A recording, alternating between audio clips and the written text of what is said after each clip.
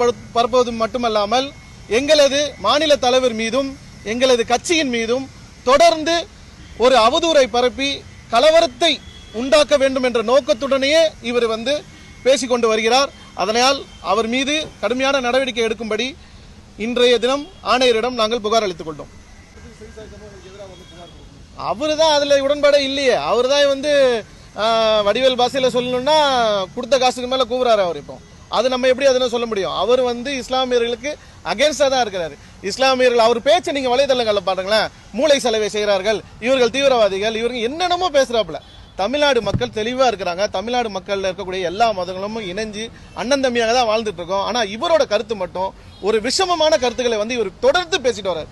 ஒரு வாட்டி ரெண்டு வாட்டி இல்ல, குறிப்பாக SDPI கட்சியை பத்தியும் எங்களுடைய மாநில நிர்வாகங்களை பத்தியும் தொடர்ந்து பேசிட்டு வர்றாரு. சாரி மன்னிக்கணும், தொடர்ந்து பேசிக்கிட்டே வர்றாரு.